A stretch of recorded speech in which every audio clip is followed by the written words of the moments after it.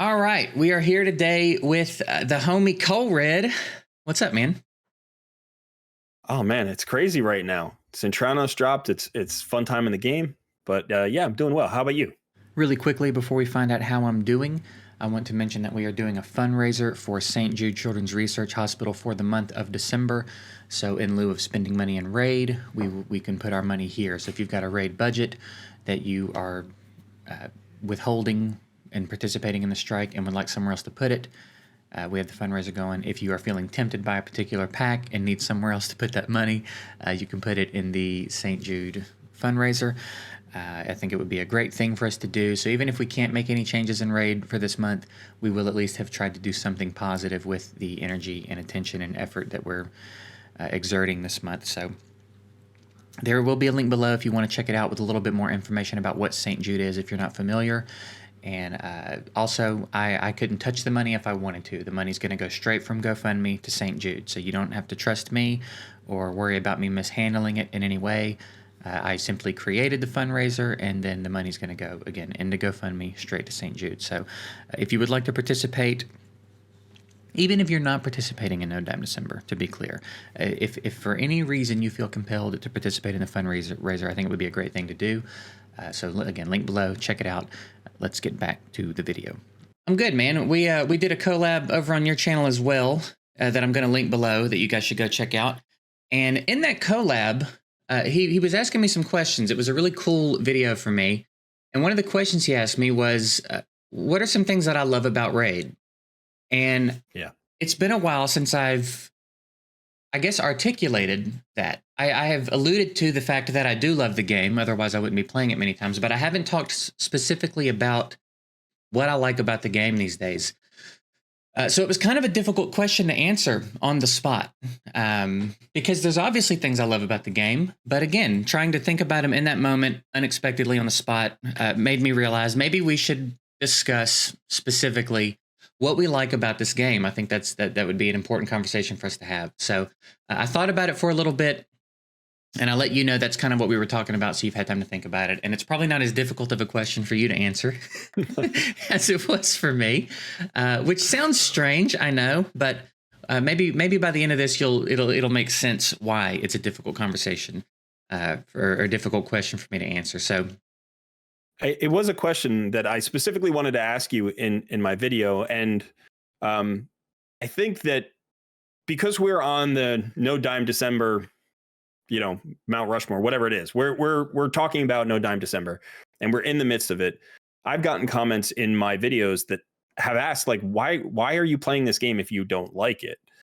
And I think in our previous video on my channel, we were talking about the fact that we do like the game. There are things we don't like about the game, but that just led me to the natural question, well, what is it that we do like about the game? So I'm really interested in seeing where this conversation is going to go now that you've had some time to think about it. Yeah. Well, also, too, I think it's important to note that it's the reason the game is worth being frustrated about, and the reason that it's worth striking is because we love it. If we didn't, we would just move on. You know what I mean? Right. It wouldn't be worth the energy. So I feel like that's always been kind of a contradictory argument that people will make in the comments. If I didn't care, I would just stop. Clearly, I care. Right. If I didn't care, I wouldn't be here in the first place. Right. So the first thing that I want to talk about that I like about the game, that drew me to the game from the beginning, is that they are innovative.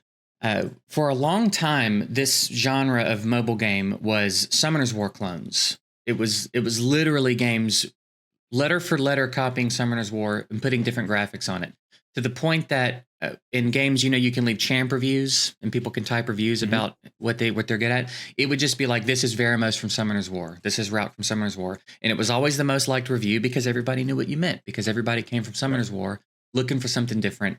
And it was just a clone. So RAID was the first game I saw that didn't straight up clone it. They followed the blueprint, but they had masteries, which was a new system. They had 3 more gear slots, which was a new system. Their champions were different, inspired.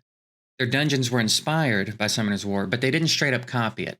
So on top of having killer graphics, which was not industry standard at the time, they were the first ones to break away from straight up copying Summoner's War and trying some different things. So it stood out to me a lot, and that's something I really appreciated about it, and why I was such an advocate for the developers for such a long time, even in the face of some negative things, because I was like, they're trying, they're doing things differently, they're trying. Yeah. Sometimes it's not working. But yeah, they're very innovative, and to this day, I think that they're still innovative. I can't really point to a lot of games and say they're copying this game. Right. Maybe everything they do doesn't always land, but they're trying new stuff. No, I think that's a good point. I think that so I played Summoner's War as well. I only played it for about a year. But one of the things about gacha games, if you play other titles, is that it is a copycat market. I mean, games are generally a copycat market. So any game that stands out on any front, but specifically on the gameplay front, that's really valuable. Because what's going to happen is that's going to also change the copycat. That's going to evolve the market, right? So if the game can actually introduce a new concept or a new mechanic or, a new philosophy and players gravitate towards it, that's going to sort of break up the clone market a little bit. So, now you have more people trying new things. And as a result, I think you can see in this current generation of gacha games, they've now taken what Raid did and they've pushed it forward again. Right. They're trying to innovate again, which means that the games are getting better for the players. And Raid was a big part of that evolution. So I agree. I think they've always been innovative, and maybe to a certain extent, they've become a victim of their own innovation now because they've had success. And to a certain extent, it feels like that innovation has slowed down a little bit. Maybe they're less willing to take risks now than they were before. I don't know. But when you get Faction Wars and then you get Doom Tower, now you've got Centranos, and you're like, it's now they're iterating, right? Now they're changing up the concept little bit by little bit, and it's getting better. I think they're approaching something better, but it's not like a completely new thing. It's not a surprise within the game to see Centranos drop and be like, oh yeah, this is based on what they've already done well. Right. Yeah. And I think too, it's part of where my frustration comes from in other parts of the game, because I remember how well they innovated. I remember how creative they could be. So now to watch them do the same events over and over and over, it's like, guys, I know that's where the frustration comes from. Most of my frustration with the game comes from knowing they can do different things, knowing they can do better. And it just feels like they choose not to. But yeah, I think they By still. the way, is this video going to be about what we like about it, or is it going to be what we like about it? I want it to not be that. I want it to not be that. But I think Okay. I'm going to have to clarify sometimes, because I want to get ahead of the comments that are going to go, well, you said this before. Like I'm not contradicting myself here, but it's a complicated relationship. You know what I mean? So it's difficult to just say something period. So I want to be careful to not let it become I like this, but sometimes I do want to throw in a clarification to get ahead of the goofballs in the comments. So that's probably my first big thing. So I'll pass it off to you now. What's a thing you love about the game? The number one thing I love about the game, and the reason that I'm in the game and I'm playing it every day and that I'm still excited about playing it, is the problem solving aspect, the puzzles of the fights. I come from an MMO background, and so I think of boss fights as like these big, complex, kind of multifaceted machines, and you need to be able to take them apart and figure them out and then find a solution for it. Or also, I used to play like Magic the Gathering, and there's some level of that in terms of team building where you're kind of looking for synergies and trying to find, the most efficient or effective team. And so I think the puzzle aspect, like each of the bosses is different. I love the Doom Tower bosses. We've got 8 bosses. They're all different. They all take different solutions. And there's some frustration in that, but I think the frustration is valuable, because if it were too easy, it wouldn't feel like an accomplishment when you finished it. So I do feel like the boss fights, and in general, with maybe the exception of Hydra, which I think is a little bit too RNG based. But as far as all of the other bosses in the game, the challenge of that, the mental challenge of figuring out of the puzzle, is by far the best aspect of the game for me. And hand in hand with that actually is you have to be able to have the solutions for those puzzles, right? So you can't just have the puzzles and just bang your head up against it and like know what the solution is, but you don't have it. So the fact that they have this massive roster of champions, and they have this really cool ability to never quite duplicate the exact same champion, but have champions fit into the same role. And so you can have multiple champions be a solution, but they're still kind of different, even though they're applying the same solution. Like that's always amazing to me when, you've got 800 champions and yet you can still come out with new champions. That's very cool. Yeah, that's something I have in my notes actually is the interesting kits, which kind of lends itself to the complicated problems that we have to solve in the game. And as far as I kind of give you two answers there. Sorry. No, that's fine. That's fine. They're kind of the same answer. You're right. They do kind of go hand in hand. And we do have a lot at our disposal now. It's gotten there's much more broad approaches to these problems now, which is really nice.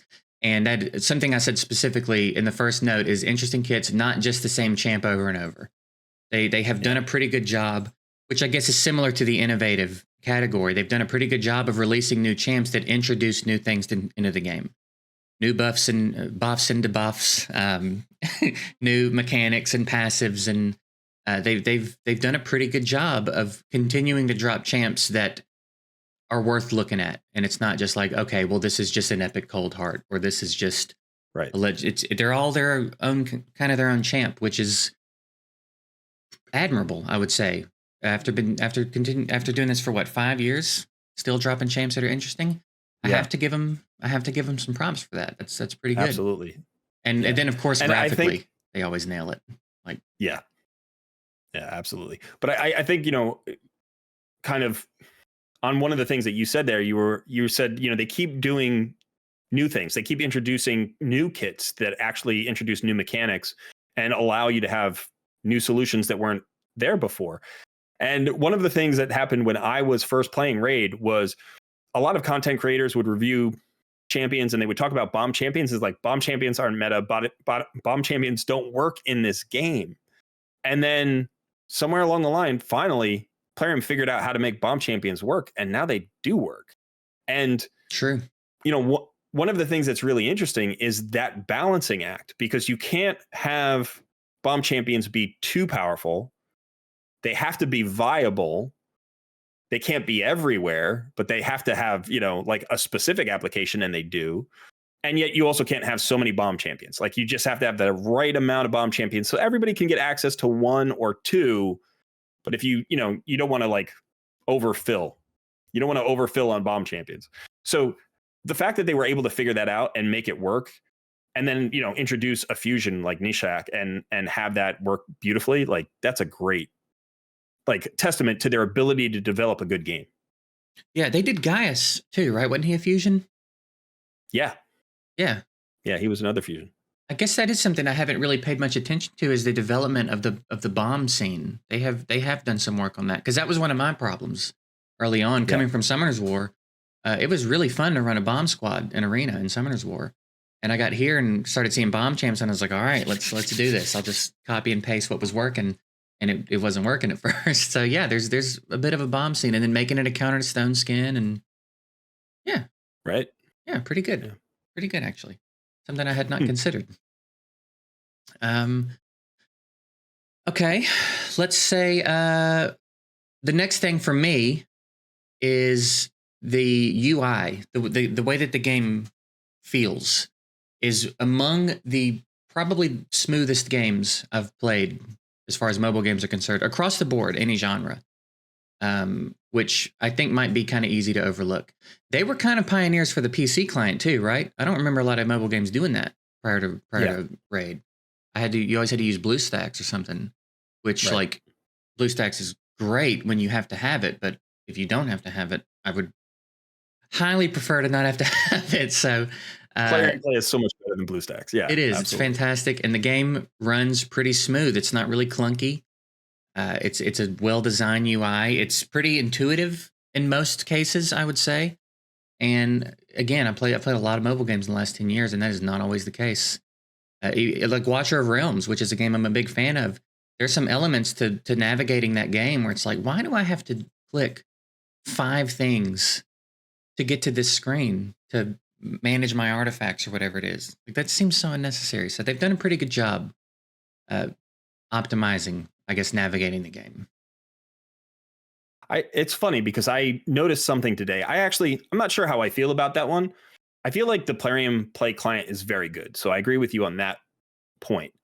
But I do think when you have a really complex game, the UI matters to new players. Like, how does it help in terms of onboarding?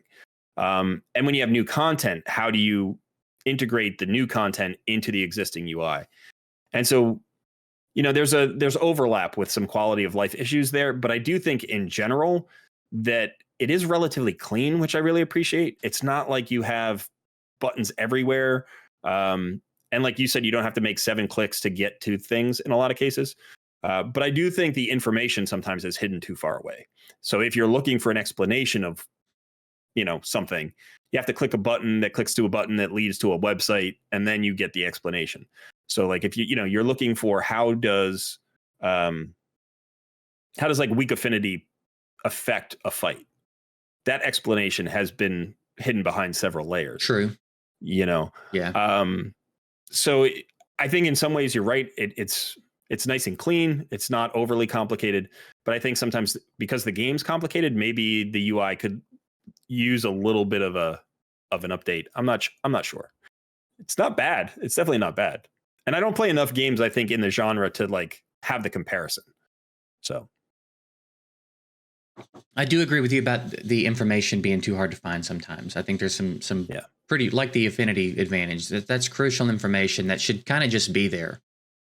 I feel like that wouldn't even be hard to just have on the team building screen with the thing. Just have it under there, like, just so you know, this is what it's doing. Yeah, exactly. That's a good point. But like some of the quality of life, like getting back to 12-3 quicker when you're farming, just some little stuff like that. I like that stuff. That's. I don't realize how much I like it until I play a game that doesn't have it, and I'm like, man, that's seems minor, but it's kind of a big deal. Yeah, and I did mean to mention that if you go into a fight in Centranos and it has restrictions, and you click on the champions button, it'll bring you to your roster. And those restrictions will already be programmed into your filter, so you don't have to actually do it manually. Oh. Which is such a good quality of life. That is like, because you know that as soon as you get in there, you want to check your roster. You maybe want to rebuild a champion. I did that this morning. I rebuilt the whole team. You don't want to see your full roster, I had to commit. I didn't even know it would do that. I just assumed, I didn't even think about it. So I just went back to my roster and had to remember everybody I wanted to put gear on. So you can just click champions. It takes you there filtered. It takes you there filtered. Like it's the full filter. So let's say it's, Ogryn and Shadowkin. It'll show you all your Ogryn and Shadowkin. But let's say it's Ogryn and Shadowkin and it's like Spirit Affinity. It'll filter you like before you even get to the screen. So it's really nice. Yeah, that is really nice. I will have to remember that. This morning I was like, all right, Melga, Dazdirk, Timothy. I call Malkuth Timothy for some reason. All right. So wait, was that mine? Yeah. All right. What's your next one? I think that was yours. So I think going back to, we were talking about kits before, but I think that one of the things that I really like about this game is how impactful individual champions can feel when you get them and you build them. So not every champion feels that way. And I don't think it should, right? It's a gacha game. It's a squad builder. Not every champion should be equally viable or valuable. But when you get a good champion, even it could be an epic, like on a new account, and you build it, you're like, this instantly turns into progress if I've done it well, right? If I've thought about it and I've built the champion according to the way it should be built, I can see immediate results. And that makes roster building much more enjoyable, because you start to think about champions in terms of fights or in terms of versatility or in terms of synergies. And you can see that play out immediately. So it's like anytime I build a 6-star champion, I've actually gotten into the habit of mastering, like getting all my masteries, grinding them up and getting them all of their masteries and all of their books before I even turn them into 6-star champions. So that as soon as I turn them into 6-star champions, I can just level them to 60 and put them right into a fight, because I know how rewarding it's going to feel as soon as I do that. It's like, oh, I was only doing, Spider 17 and now I've got Spider 25 done. you know, and it's just like, it feels so great that you get that reward. So, you know, it's not just about pulling a champion from a shard. Like, that's fun. But once you actually build the champion and play them and see the impact, it's like, you know, there are times in other games I've played where you really need to build the whole team simultaneously, or like, you know, it like the impact of any one champion isn't felt until you have the whole team around them. You know, but in this game, you have these super powerful champions that you plug in and you're just good to go. And that feels really fun. Yeah, I'm living that with Wither. She was the first legendary I pulled on this new account. And I mean, when I say every single bit of my success is because of Wither right now, she is on every single team that is successful. She's on every one of my Dungeon 20s. She's in my Arena team. She's at my Hydra team. I take her literally everywhere in the game, and everything I'm doing successfully is like at least 80% because of her. It's unreal. So I fully understand what you're talking about with that one. And then I imagine that. Yeah. So there's also some champions that like there can be disappointment. Yeah. You know? But yeah, you know, the thing about Wither, like, this is on your free to play account. Once you get a champion like that, this is the great thing about free to play life, I think, is you start imagining ways to use the champion that you wouldn't if you had a bigger roster. You know, you're like, literally, what else can Wither do? Can she take down clan boss for me? What else can she do? You know, like, can I take her in a Hydra? What else can she do? And that's how I felt when I pulled my Cardiel. I was like 4 months into the game, I pulled my Cardiel and I was like, oh, this guy's going in every team and he's never coming out. And now I'm 2 years into the game and I feel bad when I take him out of a team because he's done so much work for me. But I'm like, okay, maybe this team is better without Cardiel. But, you know, so you do fall in love with those champions because they have that impact on your roster. Yeah, and it's cool too that it matters when you pull them, because if I'd pulled Wither on my old free to succeed, I don't know that it would have been that big of a deal because everything was kind of sorted already. I was in Gold 5, all of my dungeons were like, I was done. So I could have built her and done some fun stuff with her, but I don't think she would have had the same impact that she's had here. And it makes me view her differently because when I pulled her, I was like, oh, this will be good. She'll be good support. You know, this will be great. I've got a defense buff. I had no idea she was going to carry me through the entire game. You know what I mean? Right. So that's another really cool thing about that is it matters when it happens. So that's kind of what makes it fun to start new accounts sometimes. I was getting bored with my old free to succeed. Right. So, and to piggyback, another one that I have on here, and I want to credit MTG Jedi for this. I think we talked about this briefly in your video, and I forgot to mention it, but I had not thought about this, and MTG Jedi said it to me about how much fun the summoning sessions are in this game compared to other games. There's something about it here that just lacks to a degree in other games. I've done a lot of summons in a lot of other games. Summoner's War also has that element. And then Watcher of Realms also kind of has it. But there's something about it in Raid that maybe it's because of the awareness of like what kind of impact this could potentially be having on the account. There's those premier champs that you're looking for. And then there's also champs that maybe you just don't understand the full effect of, like Wither for me. But there's enough mystery. The animation is done well enough. The roster's deep enough with enough possibilities. There's something about it that maybe I can't fully quantify into a coherent thought. But something about summoning in this game really stands out from summoning in other games to me. Yeah, I think that's fair. And I agree. And I've thought a lot about this particular thing because I've found that in other gacha games, there's a difference in the way that they do summoning events. So it's not uncommon for a game to have like a banner and it'll be like, you know, these champions now have a 10 times rate or something. And that banner will last for a week or 2 weeks. Mm-hmm. And you're just trying to grind up enough resources to be able to pull a shard. And then as soon as you get the shard, you just pull it because the banner is active for a limited time. Whereas in this game, in Raid, you save because you're waiting for that event. You're waiting for that, you know, 2 times event, or you're waiting for the guaranteed legendary or the, you know, pull one, get one event, whatever it happens to be. Maybe you're waiting for a fusion. And so there's a larger number of pulls that are happening. You're never just pulling one shard, really. You're probably saving them up. And, you know, so your shard events are long. And also the window that you have is very small. So it's like you've got to pull them this weekend, you've been saving for 2 weeks for this weekend, or you've been saving 6 weeks for void shards, and so you've got 30 of them. And I think it builds up the hope, and it also builds up the disappointment when you miss. But when you hit, it's like, Yeah. you just feel so good because you've put so much time and effort into trying to get to that point.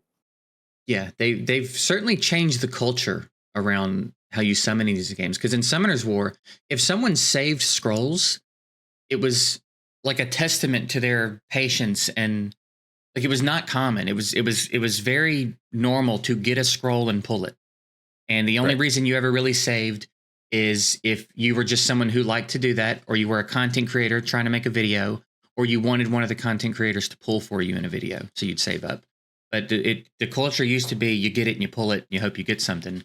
And Yeah. and Raid has completely shifted it to the point that now it's kind of carried over into other games. That's kind of the way everybody approaches it now. Like, I better let them pile up just in case something happens. And I think there's pros and cons to that. That sort of blends into the Wait Shadow Legends meme from a while Sure. ago. Yeah. Um, Yeah.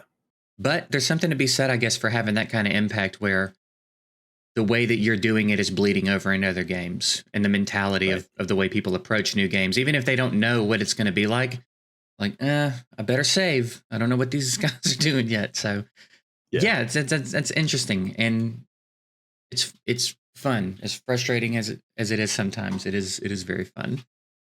Well, when they messed with the schedule just this past month, and like they skipped over void shards one weekend, and then they did, like all the shards one week. Like when you mess with the schedule, it messes with that excitement, because you get so frustrated. I wanted to pull ancient shards, and they took ancient shards off the menu, and I was waiting for 6 weeks to pull ancient shards, and I had to wait an extra 2 weeks. I was so ticked off. I was I so don't ticked blame off. I was you. like, why did you give us this other event? So Yeah. like they've created a system that is really exciting and fun, and I think players feel like it's a good way to play. You can save up and you can pull every 2 weeks. Now you can go ahead and pull if you want. You can just pull any day if you need to. Um, but then if you mess with that system, now it becomes problematic, right? So yeah, when other games start copying you because that builds up the excitement of the game, that's a pretty good indicator that you've done something that players enjoy. Yeah, you've done something right for sure. Yeah. Jerks. All right, what do I have? I love the long term grind, and this is going to be one where there could be a lot of asterisks to put next to this, because I do also have a lot of problems with the way it's implemented. But we're not going to talk about them specifically. But I have to make that known because I have expressed so many grievances with it. But I do like that there is such a long term grind in this game. It's what keeps people around. It's what keeps the game interesting. Uh, it's certainly what keeps me interested. I love a good, difficult, long-term grind, and some games just fail to capture that. Some games feel good for a couple of months, and then it's like, okay, what am I doing? What am I working for now? And Raid has been around for 5 years, and they've continued to add things to work for. So there's something to be said for that. There's the content difficulty scales to a height that takes a while to complete. You're not going to rush to the end game in 3 weeks. There's plenty to accomplish. There's a lot of different ways to accomplish it now, like we've talked about. And you can play this game for a really long time. It takes a long time to get Romantu. And whether that's all from positive decisions or not, it's not the topic. The point is it's there and it takes a long time. It takes a long time to be able to clear all the rotations of Doom Tower. It takes a long time to get to all the 25s. There's a long-term commitment to be successful in this game. And I like that. And it's apparently difficult to do because it seems like a lot of games are struggling to make that happen. Yeah. And Raid has done it. So I think there's a lot to be said for that.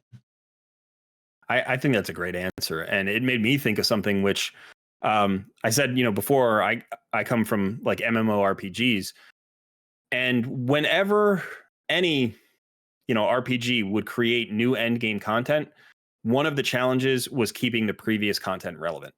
You move the goalpost and now the previous stuff that you spent a year doing doesn't mean anything anymore. And that was always a frustration for me in those kinds of games. But in Raid, they've also done a great job of keeping the old content relevant. Like the original Demon Lord clan boss is still incredibly important, right? That's your prime when you come in on a new account, or if you roll an alt account. That's like your first goal is, can I get to Ultra Nightmare Clan Boss? Can I do a 2 key? Can I get down to a 1 key?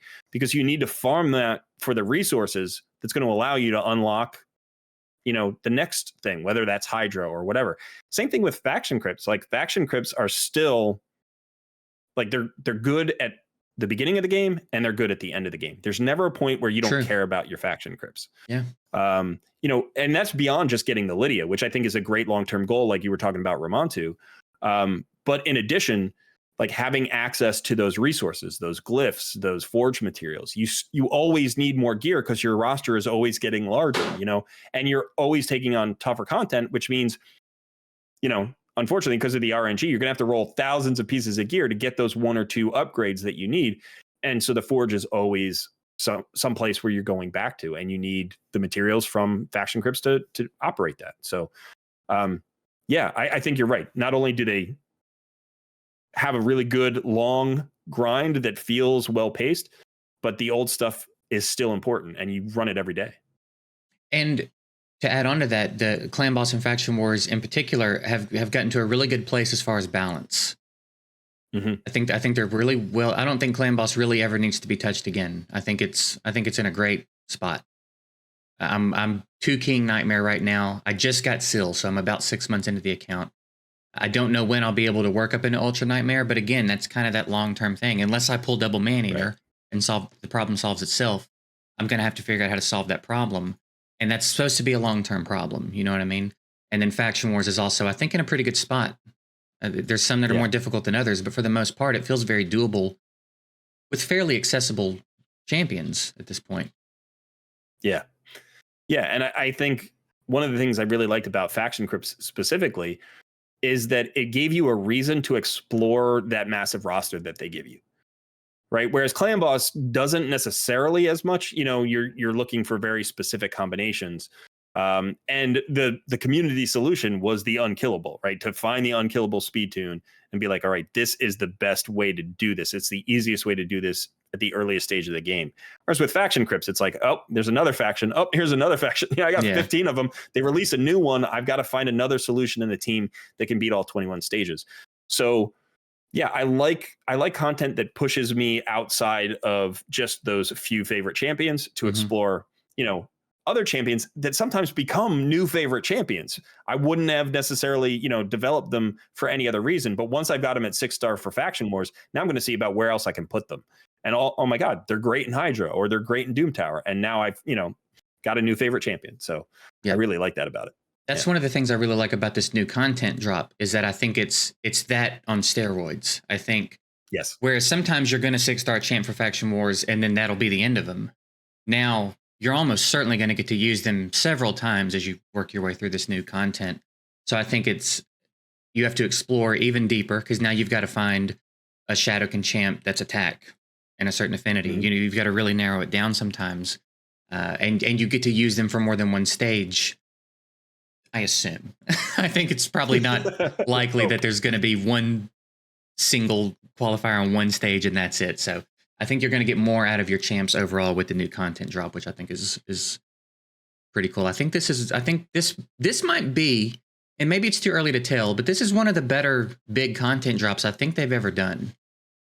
It's gone very smoothly. It didn't break the game. It doesn't seem wildly imbalanced. It's interesting. There's a lot of positive side effects from it. The rewards are good. There's not really anything bad to say about it. And I don't know if that's ever been the case with a big content drop before. Yeah, I wasn't actively playing when Doom Tower dropped. How was that received at the time? Man, I don't know if I remember. I think... I don't remember. I don't want to speculate. Yeah. It's been a while. When did Doom Tower even come out? Well, it's been a while, because when I started playing again in whenever Ninja was the login champion, I guess towards the end of 2000, was that 19 or 20? I think it was 2020 actually. whenever Ninja was the login champion, that's when I came back to the game, and Doom Tower was already there. So I don't remember because my account was really young when I was playing initially, so I didn't even have Doom Tower unlocked. But I think Doom Tower is great content. I think the faction crypts are great content. I think Centranos is great content, and all three of those share a lot of similarities. This is what we were saying before. Like, they know what they do well, and they kind of copied it here. And to be fair, they needed a win. They needed a win with this content, because Mythic Champions were not well received. Hydra was a debacle when it was released. Hydra's in a healthier place now. They've worked on it a little bit, but Hydra Clash wasn't really well received either. It's like they haven't really had just a pure home run in a long time. So I think this content was really important for the health of the game and for the satisfaction of the player base. And I'm glad to see that so far. I think I agree with you that it's fantastic. It's well balanced. It's well designed. It's interesting. And it's going to do that same thing that Faction Crypts did, which is make you explore that roster, make you find solutions you didn't think about before. And I had this conversation in my Discord last night, but one of the things that I said was, if a player today could go and clear all of Centranos, like just run through it, that would be a disappointment. That's what you don't want. Yeah. It should take us all at least a few rotations to get to the point where we're like, oh, we're starting to unlock these solutions and figure it out. I'm looking forward to 3 to 6 months of challenge from Centranos for my end game free to play account. And that's exactly what I want. Yeah, I agree. It would be a bummer if it was just like, all right, waiting on the next big content drop now. Right. Yeah. All right. Was that mine or yours? Whose turn is it? I don't honestly know. I've lost count. Well, I've got one more that I want to throw in that's not so much about Raid as it is about Plarium. I want to say something nice about Plarium as well. All right. I think Plarium has the best content creator program that I've ever had exposure to. I've been in a lot of them since as I've done this over the years. And Plarium's, while again, I've said that I think they should work a little bit better with their creators in certain ways, the content creator program as a whole is the most seamless, easiest to be in, with probably the most features. They give you rewards based on the size of your channels. There's no homework. A lot of these content creator programs I've noticed want to give me homework. They want me to fill out a spreadsheet every month of my video links, my views. And it's like, I would just rather not get the rewards. I don't have time to do homework. Their community managers have always been great. I worked a lot with Diamond before Banana showed up, and then Banana is now the main community manager. And they were both fantastic. They manage so many different creators so well. They put up with a lot of... It's not so bad now, but in the early days, it was really bad. There was a lot of... In the earlier days, there was a lot of issues with tone. And this is a common theme across content creator programs. Some of these people will get in here and talk wild to these community managers about the game. And it's like, you're not in the comments on a YouTube video. You can't talk to people like that. But they've always managed that very well. They have the test server, and they've got that on a pretty smooth rotation now with the way that works. And they've worked hard to update it and make it more accessible and easy for everybody. So they do a really good job with their content creator program as a whole in comparison to the ones I've had exposure to. It's really not even close. Plarium kind of blows everybody else away in that regard. So again, not about Raid, but I thought it was important for me to say something nice about Plarium. And no, that's good to hear. I mean, I told you when we did our collab last week that I applied to the content creator program. It's been about 3 weeks now. I still haven't heard back. So I'm not holding out hope that I'm going to end up in the program, but it's good to know that the program's done well. This is my first YouTube channel. I've never been part of any content creator program. I do sometimes look at content creation in other games that I play, and it feels like there's a lack of community there that I know exists here because the content creators are so good. And so it's nice to hear that the content creators who are doing, I think, great work for Raid are getting rewarded for it, and have the support of Plarium to do their job, because they deserve to be supported. They deserve to be recognized for it. I mean, there are so many. The list goes on and on, but there are so many good content creators in Raid, and Yeah. that's one of the reasons why I got into it. I think is because the community is great, the community of players is great, and the community of content creators is great. And it just felt like, if I were going to be a content creator anywhere, I'd want to be one for this game. Yeah, Plarium got super lucky. They have, I think, the best crew of content Yeah. creators as a whole. All the bases are covered. There's so much creativity. There's so many different personalities. There's literally something for everybody in the Raid audience. Yeah. And I don't see that in a lot of other mobile games. It's a lot of, there's good creators for other games, of course, but as far as like the whole squad of creators across the board, I just don't see this much diversity in personality types and content types. And Plarium is very fortunate to have attracted the crowd that they did. Yeah, I agree. And I think you'll get in. They probably have thousands of applications. There are, if there's one thing I'll say about it, it's that there's so many people in it. In the they're just constantly adding new people to the content creator program. So there's probably just a lot of applications. So it might take them a little while to get to you, but I don't see why you wouldn't get in. You meet How big was the program when requirements. you were in it? I mean, there had to be hundreds when I left. There were so many. You could just keep scrolling down the list of names, and I think they have them in there from different regions and stuff too. So, but I mean, every day I would log in and see a new name that I have never seen before. It was like, what is going on? There's so many people in here. So I think they'll get to you. I don't know why they wouldn't. I don't know why they wouldn't get you in there. Well, it has occurred to me, and people have mentioned that, being free to play and being for No Dime December might be a little bit too antagonistic for them to be like. I don't know. They let me in, and they worked with me for a long time. But I mean, even when I left, it wasn't hostile. Like, we still had a pretty good relationship. They're pretty good to get in. I think I think it would be good. It would be good to hear their side of it. I want to have the conversation and meet those people and talk to them about the game. And also, having access to the other content creators in the program would be cool. Like, the rewards themselves are the least appealing aspect to me, although the test server is highly appealing. Like, because I'm a free to play player. So it's like the ability to just play around with builds and stuff like that completely, like, not have to worry about resources for a second. That'd be nice. It's a big change. Yeah. Yeah. Not have to waste something on a champ for one video and then vault them. Right. Yeah. Yeah.